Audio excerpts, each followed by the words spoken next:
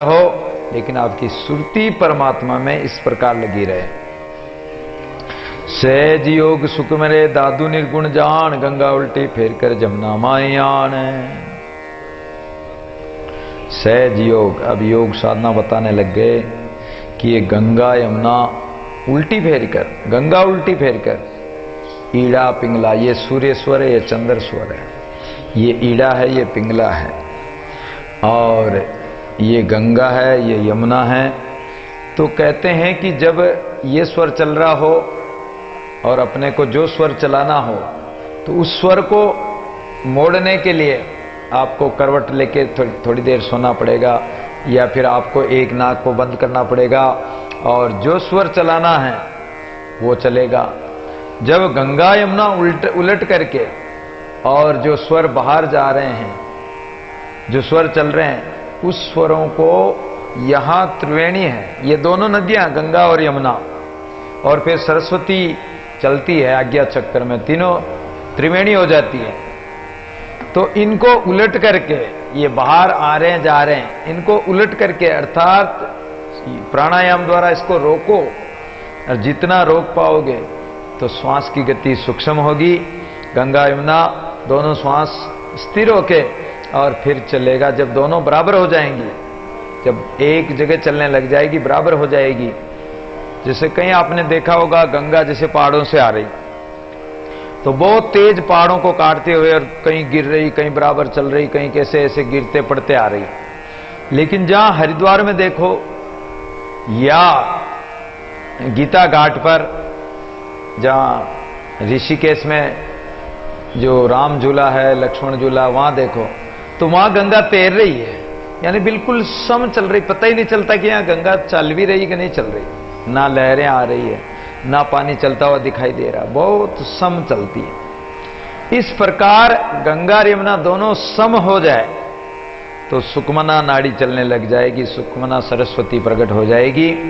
ईड़ा पिंगला सम होकर सुकमना प्रकट हो गई तो आपका योग यानी उस परमात्मा से जुड़ गया।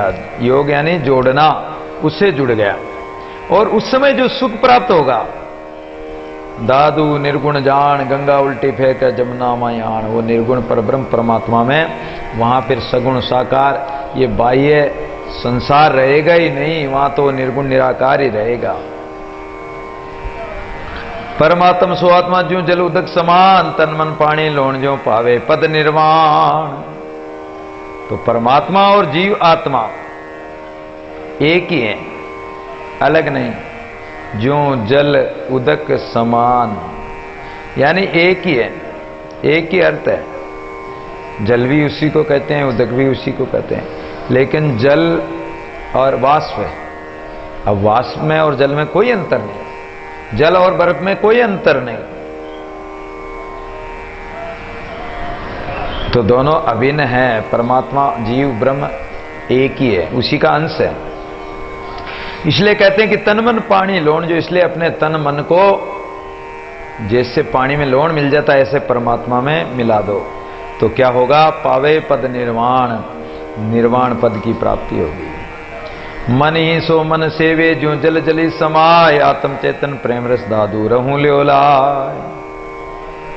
परमात्मा के मन में मन मिलाकर उसकी सेवा करो, जो जल जली समाय, जैसे जल में जल मिल जाए, ऐसे मन को मन में मिला दो। आत्म चेतन प्रेम रस दादू रहूं ल्योलाय, इसलिए आत्म स्वरूप चेतन सत्ता जो परमात्मा की है, उस चेतनता के द्वारा चेतन होकर और प्रेम रस का पान करो। दादू रहूं ल्योलाय, उसी में लगन लगाए रहो। छाड़े सुरती शरीर को तेज पुंज में आए, दादू ऐसे मिल रहे जो जल जले समाय। सुरती के द्वारा शरीर की जो सुरती है, शरीर के द्वारा शरीर का जो अध्यास है, तो छोड़े सुरती शरीर को, शरीर की जो सुरती लगी हुई शरीर में, संसार में, इस सुरती के द्वारा इस मोह को छोड़ो, और कहां लगाओ सुरती को? तेज पुंज में आई, जो ज्योति स्वरूप परमात्मा, उसमें लगाओ। दादू ऐसे मिल रहे जो जले जले समाए, फिर तो तुम जल में जल मिल जाता, ऐसे मिल जाओगे। यो मन तजे शरीर को जो जागत सो जाए, दादू बिसरे देखता सह सदा ल्योलाय। जैसे ये शरीर में मन लगा रहता है। तो यूं मन तजे शरीर को, ये मन शरीर का त्याग दे, शरीर के अध्यास को, शरीर के प्रति जो मोह है इसको त्याग दे। यूं जागृत हो जाए। कैसे त्यागे? कि जैसे हम जाग रहे हैं और सब देखते हैं, सुनते हैं, सब कुछ करते हैं, लेकिन सोते वक्त नींद आ गई तो ये समझो कि सब कुछ देखना सुनना सब बंद हो गया। आंखें हो के हुई, कान हो के, सब कुछ। तो मन क्या है? सुप्त अवस्था में चला जाता है। जागृत, स्वप्न, सुसुप्ति अवस्था होती है। तो ये जब जागृत अवस्था से स्वप्न में चला जाता, फिर सुसुप्त हो जाता, तो इसको पता ही नहीं पड़ता कि रात कब निकल गई, और कहता है कि मुझे तो बहुत अच्छी नींद आई, मैं गहरी नींद में सोया हूं। सत्य राम, सत्य राम। तो मैं गहरी नींद में सोया हूं। जब सुसुप्त अवस्था में होगा तो क्या कहेगा? और सुषुम्ना चलने लगेगी तो कहेगा कि मैं बहुत आनंदपूर्वक सोया हूं, मुझे बहुत आनंद आया, पता ही। और जब स्वप्न आएगा तो स्वप्न में वही मन और स्वप्न में सुख दुख का अनुभव करेगा। स्वप्न में कहीं खा रहा है, कहीं पी रहा है, कहीं जंगल पहाड़ों में दौड़ रहा है, कहीं शेर चित्ता गया तो उससे डर रहा है, कहीं भोग विलास कर रहा है। तो सुख दुख होगा इस मन को, दुखी भी होगा, रोएगा भी, हंसेगा भी, भागेगा भी, डरेगा भी, सब कुछ होगा।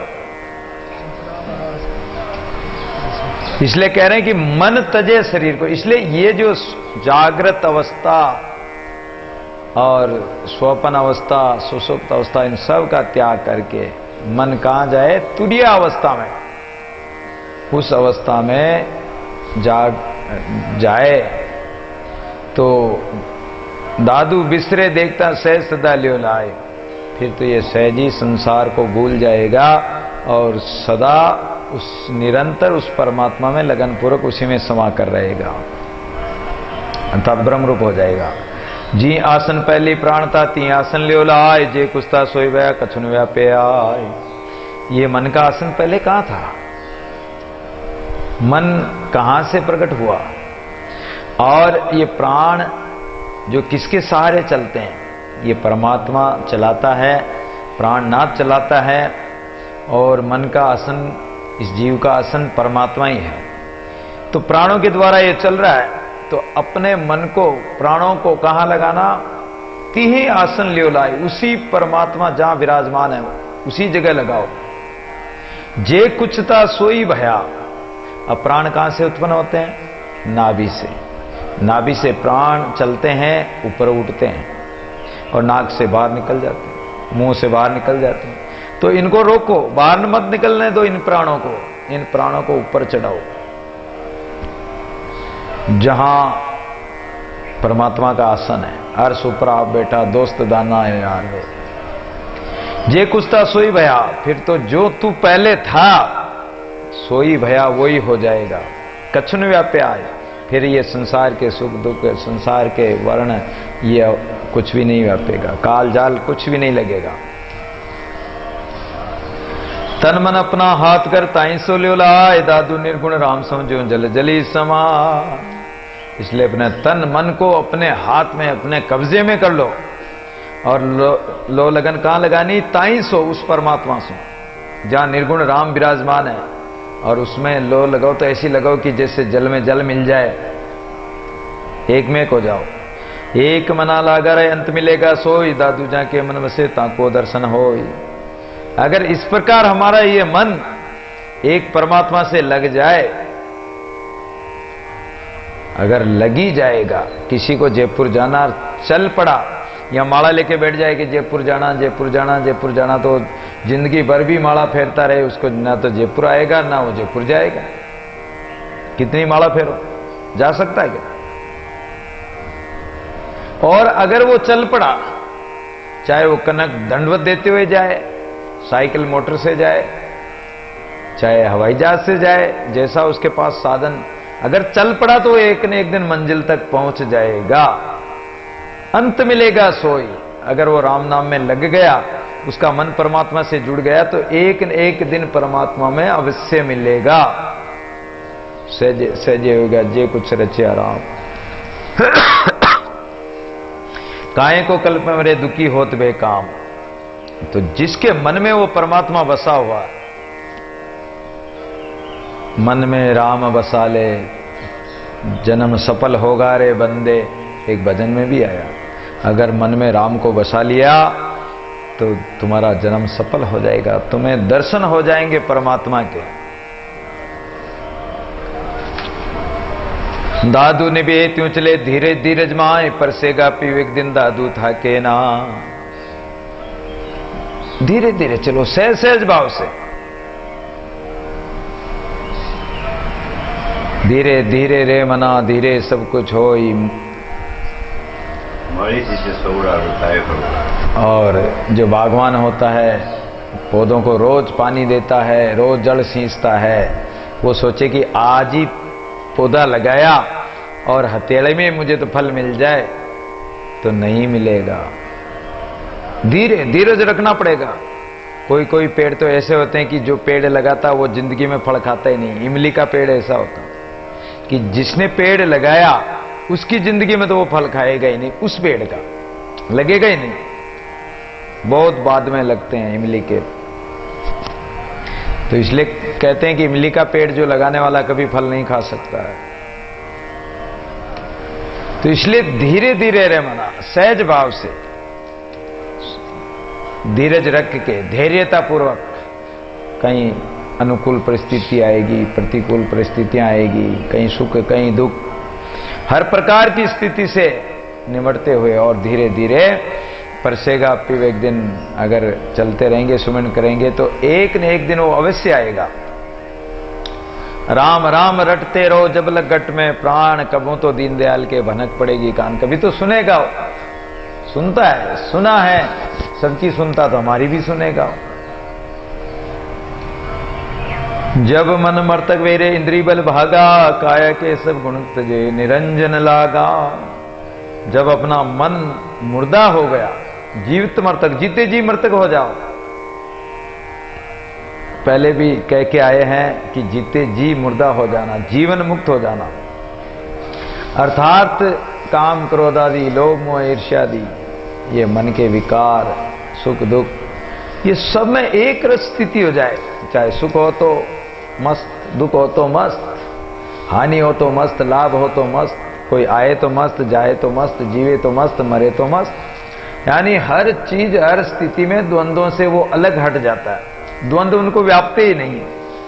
तो मन मर्तक वेरे, मन भी मर जाए, मन मरा माया मरी, आशा तृष्णा ना मरी। कह गए दास कबीर, एक ऐसा एक दोहा आता है कि ये मन, कहते हैं कि हमारा मन मर गया, लेकिन मन मरा कहां? आशा तृष्णा तो ज्यों की त्यों, काम क्रोध आदि ज्यों की त्यों, तो मन मरा ही नहीं। अगर मन मर गया तो फिर आशा तृष्णा काम क्रोध आदि नहीं व्यापेंगे।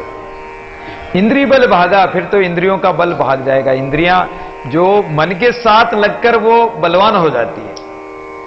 अगर मन नहीं जाए तो इंद्रिय क्या करेगी? जब आपने धनुष बाण चढ़ा दिया, लेकिन जब तक छोड़ा नहीं तब तक आगे शिकार को कैसे लगेगा?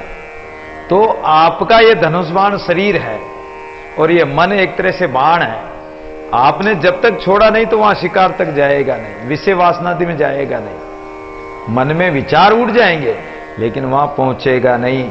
और इंद्रिय रूपी घोड़े, जो ये मन सवार होकर रथ में और इंद्रिय रूपी घोड़ों के साथ अगर लगाम खींच ली इंद्रियों की, तो घोड़ों की ताकत नहीं कि वो जा सकते, इंद्रिय रूपी घोड़े नहीं जा पाएंगे।